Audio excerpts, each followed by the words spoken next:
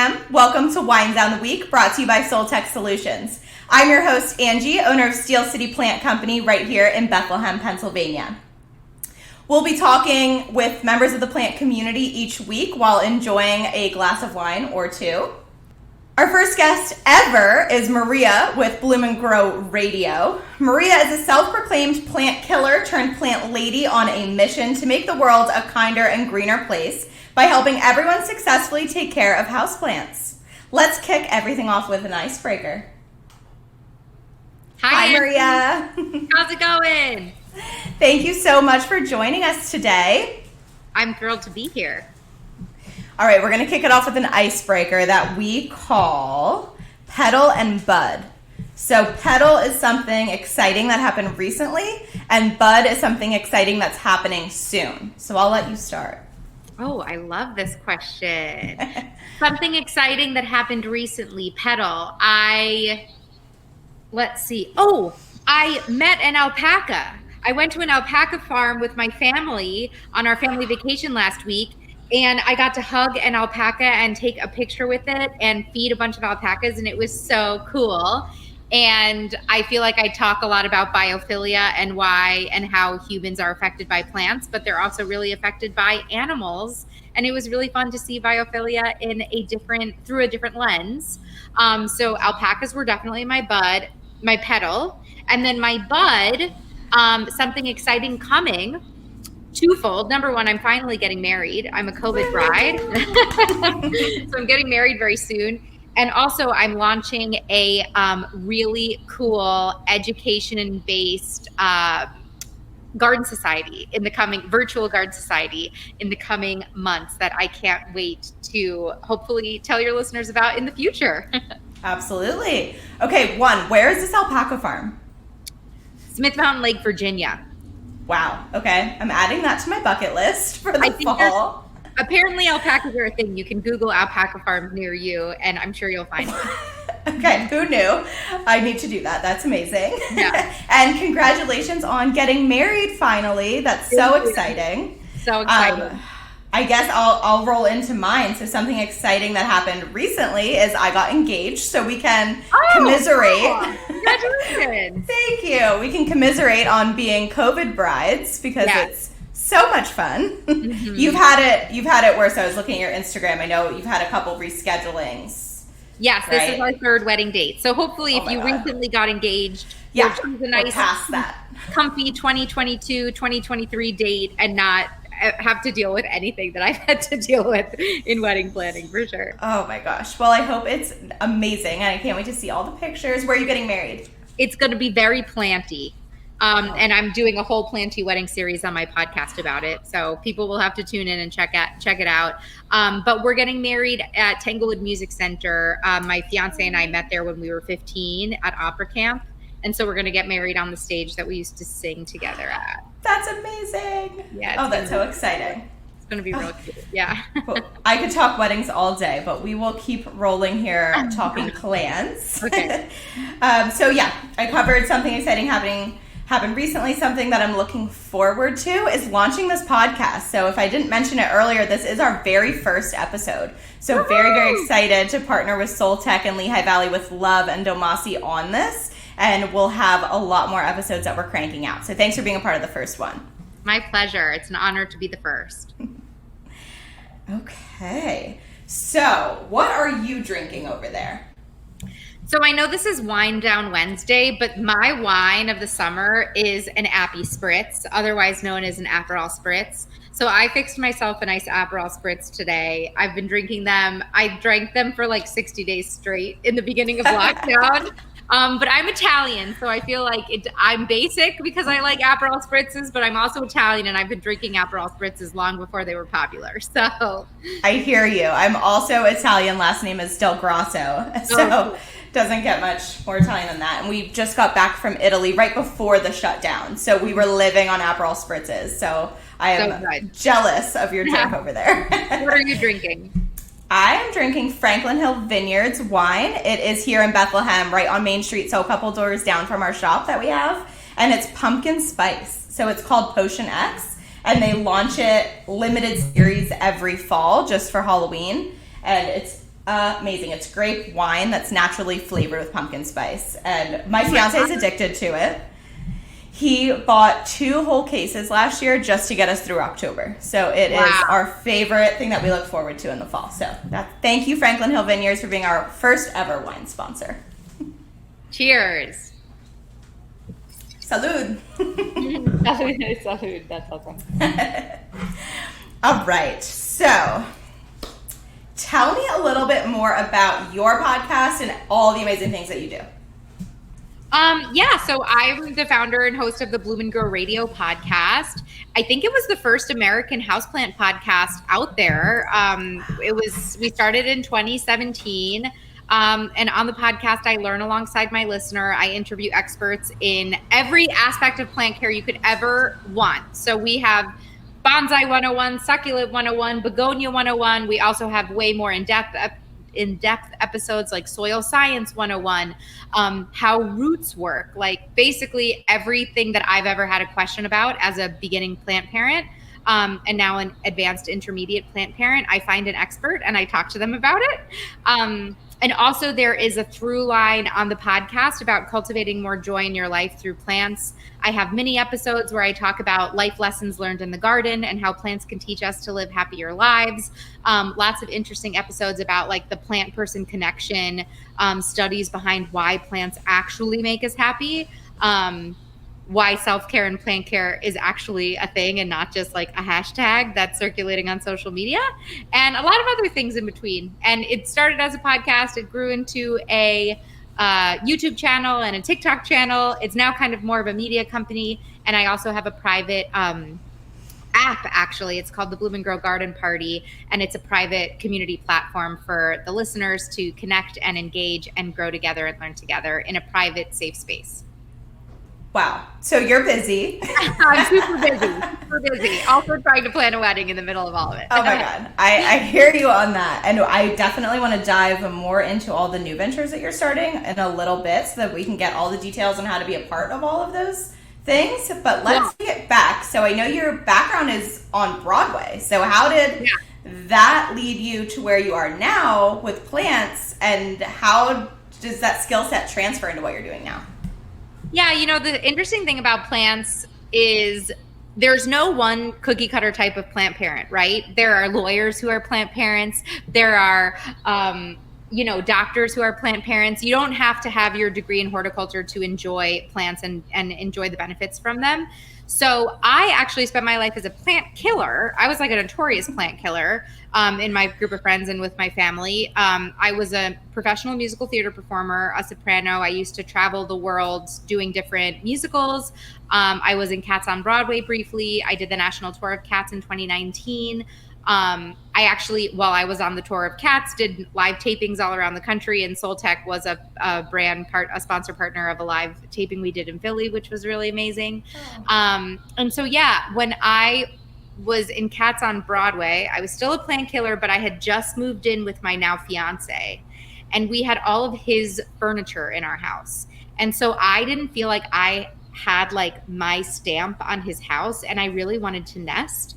So I thought, I've killed every plant that I've ever brought home in like really embarrassing ways, but like maybe I'll give plants one more shot, and this time I'll actually like Google them and like ask for help and try and figure out how to keep plants alive.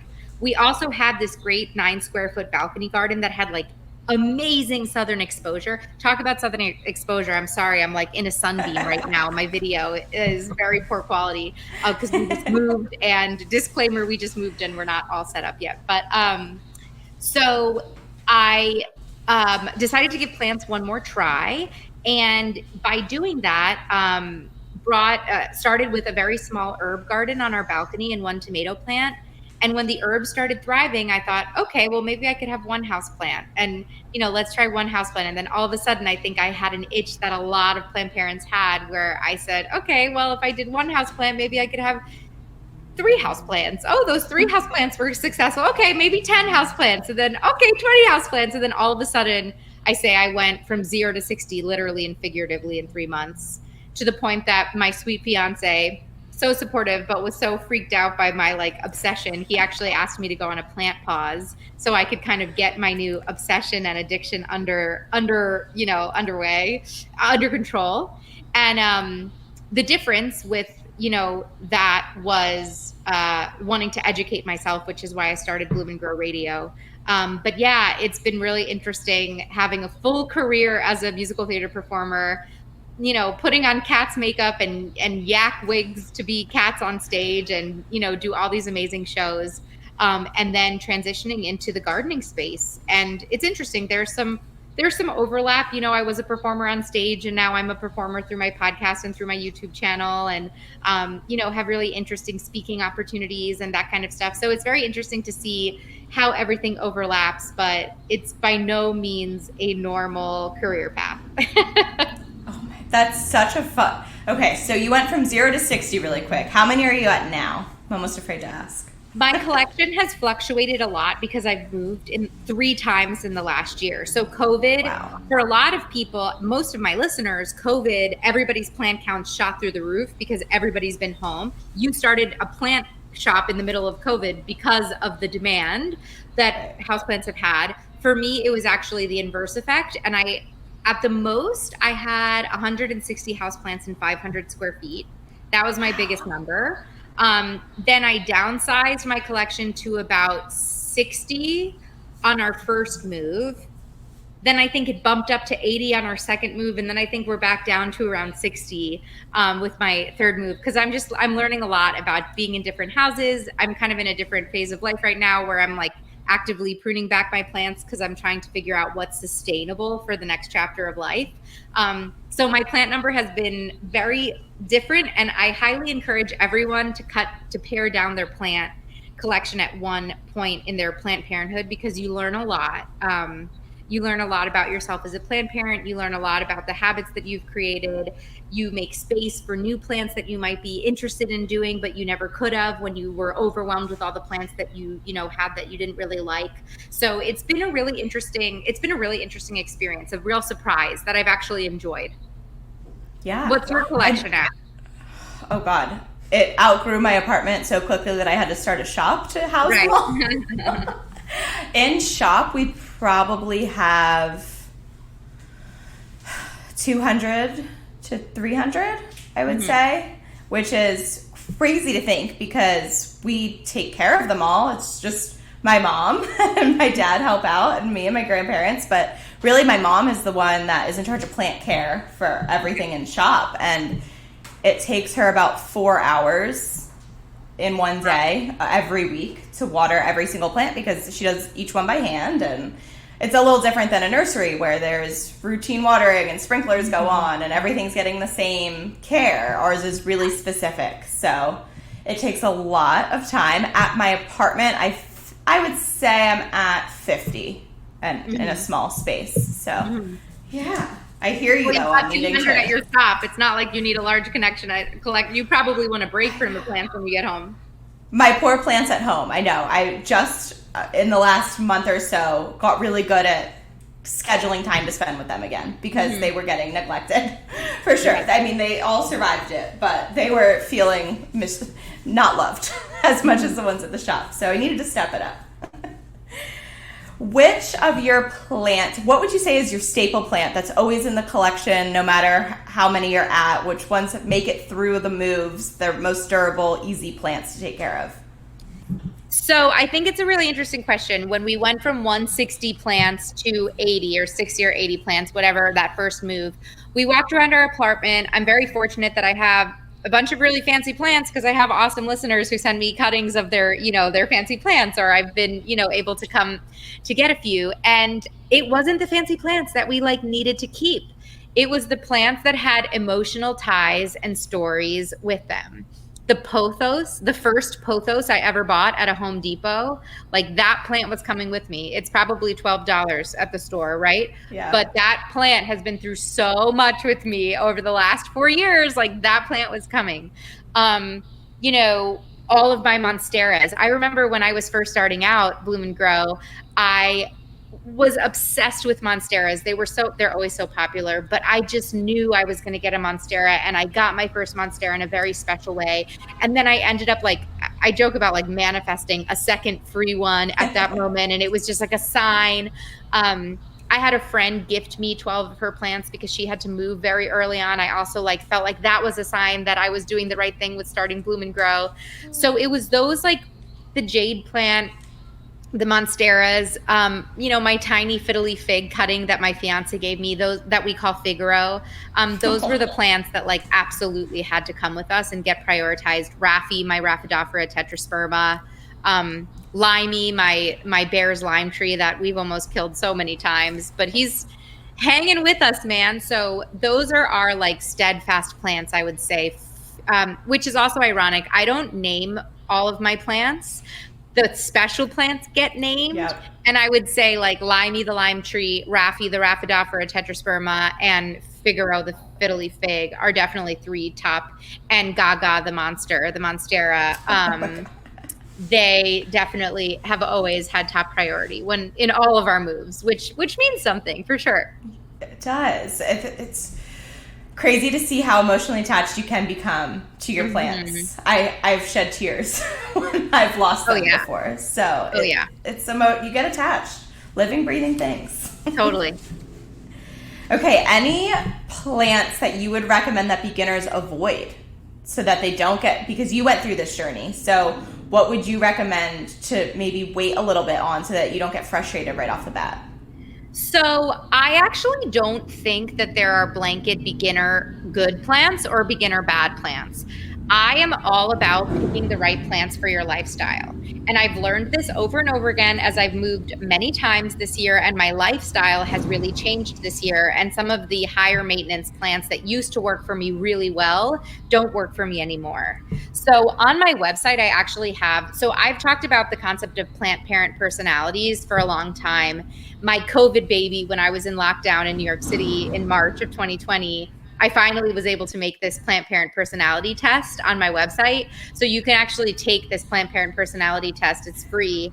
And at the end of it, you get your plant parent personality and like a list of recommended plants for that lifestyle. So like if you are like a busy mom, or like you travel a lot for work, or you really don't want to like be engaging and like doting on your plants all the time, that's a low maintenance plant parent. That person is, no matter how like good they want to do, like they're never going to do well with a fern because their ferns need like daily maintenance, right? Right. You want to recommend them hardier plants that can kind of survive being left alone for a while and coming back. So if you're a low maintenance plant parent, I would definitely recommend like ZZ plant. Snake plants are like my favorite plant in the entire universe. I think they're totally underutilized and like the unsung hero of the houseplant community. On the other side of the spectrum is like the mindful plant parent, and that's someone who really wants to engage with their plants every day. Maybe when they do kill their plants, like they do shed some tears because they do feel that like really emotional, like super emotional connection. Certain types of ferns would be great for that person. Orchids, something that you could like spritz the roots of. I always recommend like putting moss poles in your plants because you can like water your moss poles all day long and like not really worry about overwatering your plant, but you can get that like connection. Maybe you're like design based and you really are only going to take care of a plant if you think it looks really pretty and like looks really beautiful in your home. So maybe then like a fiddly fig is like a great option, or a Rhaphidophora or a tetrasperma, something with like a really interesting leaf shape.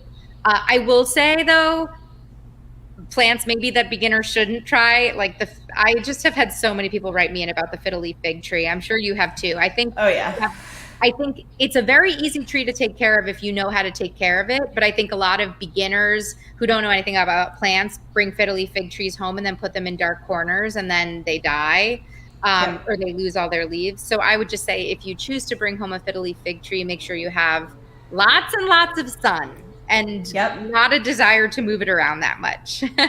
And if you don't have the sun, Soltech Solutions is there to help. Yep. Let me tell you a funny story about my Soltech light. Good connection. So Billy bought Figaro, my fiddly fig tree. It was a tiny fiddly stem, like tip cutting, and it had very small leaves on it. But he bought it for $7, and he felt so excited, like he got such a deal because he knew like the fiddly fig tree was like a really fancy plant, you know. And he brought it home, And at that moment, I totally was out of full sun real estate in my apartment. I already had like 100 plants. And so I actually ordered a second Soltech solution light. I installed it and I put my I put Figaro under the Soltech light. And I swear to you, the leaves like tripled in size because I think the plant finally was getting the light that it needed. And so ever since then, in 2 more homes, we've always kept the fiddle leaf under a light, and it's been so happy. And it grew so big that it actually got leaf burn because it grew so tall. I didn't raise the aspect. So some of the leaves have a little bit of leaf burn, but that's my fault. That's not Soltech's fault. Crispy. Little crispy. I just got 2 large cacti for my apartment, and cool. Same thing, was out of space in the window. So I got the aspect with the wall hanging to hang right over it. It looks beautiful. Yeah. But I'm just so excited because I'm finally allowing myself to personally have large cacti. Because for me, I'm someone that wants to have that connection with plants. I want to love you. I want to water you. And succulents, cacti, I tried too hard. So now with the plant shop, I really learned. So I know what I have to do now. So it's time. And I feel like they have their fancy light. And the other key I feel like with succulents, a lot of people struggle with is they just need more light than you usually have. So I feel like if you really want succulents or cacti to do well, unless you have like a sunroom, putting them under a grow light is a really smart idea. Definitely. Mm-hmm.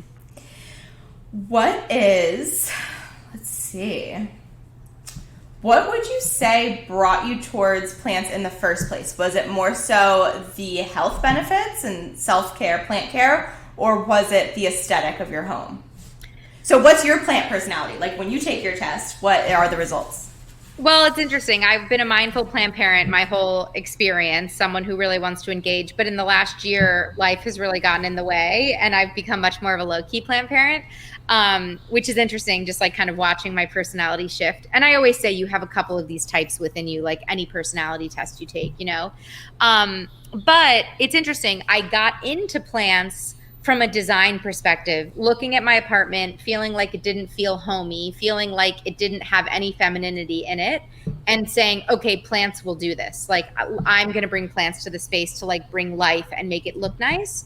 And then I think the unbelievably wonderful surprise of this whole thing and like what I've now dedicated my life to doing is realizing that plants are so much more than living decor. Like they are for me, like the most instrumental wellness tool that I've ever had in my toolbox of self-care and of, my ability to wrestle with depression and anxiety and everything that all of us millennials kind of struggle with. Like plants have been it. And I've been to yoga retreats and wellness retreats, and I've read every self-help book in the world. Really, I do. I'm very into that kind of thing.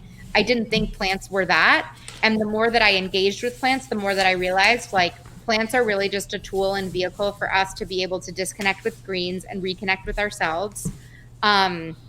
In the mornings, like my biggest thing when I first got into plants was I used to wake up with my phone and scroll Instagram immediately. And when I started caring for plants, I would wake up and I would leave my phone and I would go sit with my basil plant and like smell my basil and my herbs.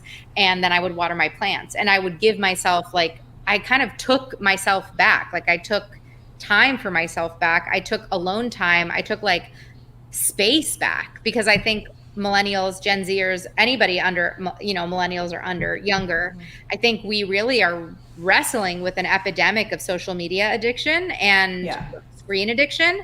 And any way that we can kind of reclaim that lost agency that I think like our parents used to have when like they would get up because their alarm went off and then they like wouldn't look at the TV until the evening. Like, right. That's crazy to think about because that's just not who we are. We get up and we're on TikTok like immediately.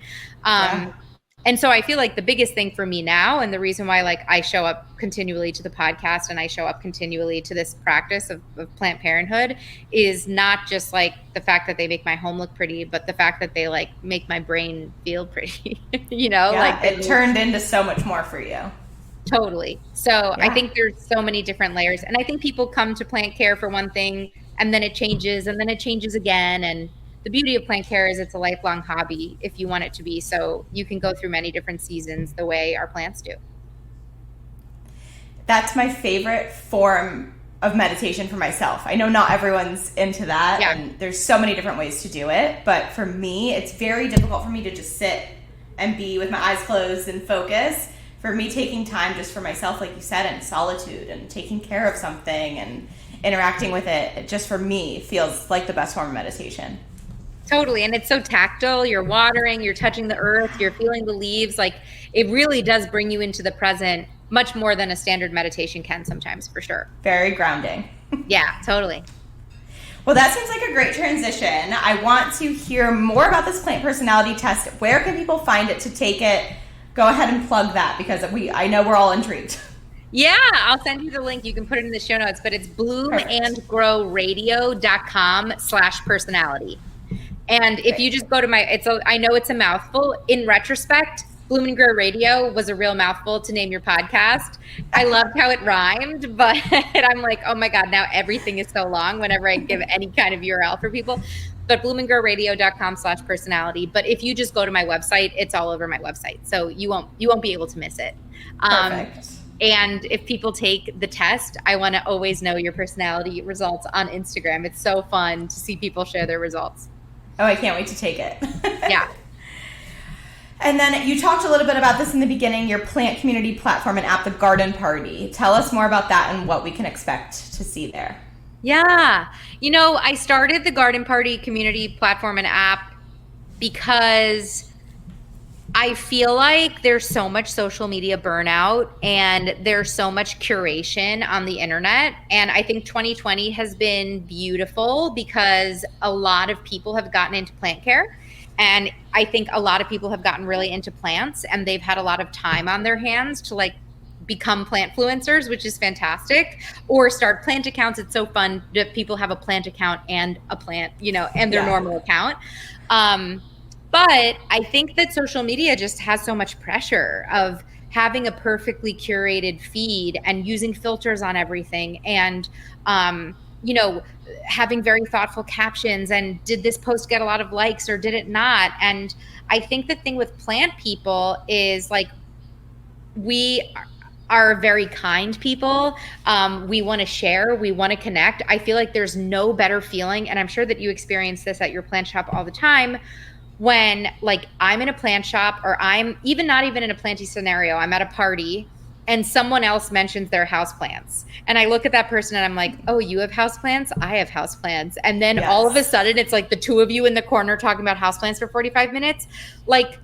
It's this incredibly bonding experience to meet other plant people, and it's an amazing way to make new friends. I made amazing friends in New York City in the plant community from going to different events and doing different things. I've connected with the most amazing people via my podcast. And so I wanted to create a safe space off of social media. I mean, it's technically an app. It's technically a social media app, but it's only social. There's no algorithm to it. No one cares if you have likes or shares. You can subscribe to only the types of topics you want to talk about. So if you're only here for houseplants, you can subscribe only to the houseplant content. If you're only here for gardening, you can subscribe only to the gardening content. There are cool features you can find people in your area. So if you're in Bethlehem and you want to find other plant parents in Bethlehem to connect with and maybe do plant swaps with, or maybe meet up at a plant shop, you can allow the app to find plant friends near you. You can join regional groups. So it's just a safe space that people can connect with people in a really authentic way, beyond filters. And it's really this, I call it the plantiest and kindest corner of the internet. It's really special seeing all of the different connections and real honest plant parenthood talks. Hey, who's ever sterilized their pruning shears? I don't sterilize my pruning shears. Do you guys do this? Everybody's talking on Instagram about how we all have to sterilize our pruning shears, but no one does it. That's what I want the Garden Party to be, a real authentic place for people to connect. And in the coming months, we're launching a higher tier of the platform that's going to have a lot of really fun, exclusive educational content for people, which is going to be unreal. We're putting the final touches of it, but it's a cool place, and people can go check it out. You can go to jointhegardenparty.com and you can join us right there.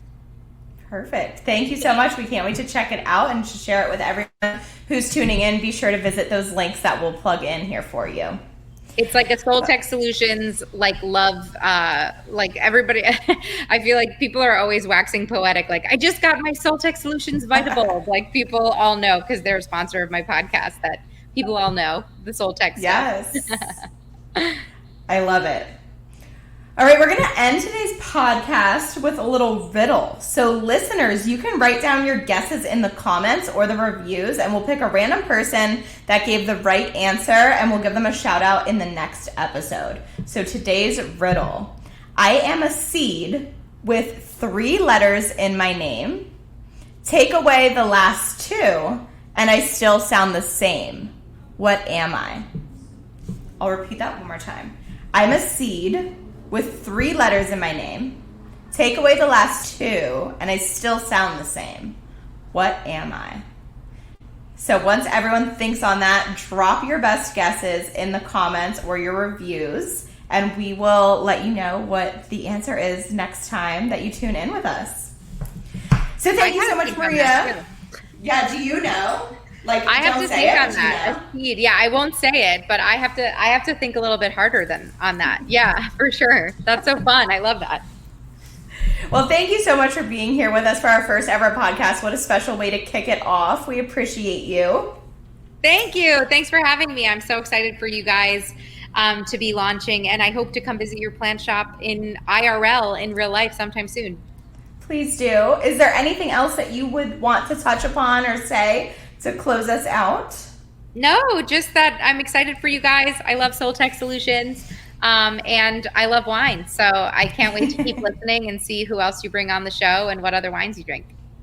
Perfect. Well, thank you to all of our listeners who tuned in. We can't wait to keep the conversations and the wine flowing. Lots more to come. Wine Down the Week is created in partnership with Soltech Solutions, Steel City Plant Company, Domasi Home, and Lehigh Valley with Love. Thanks, everybody.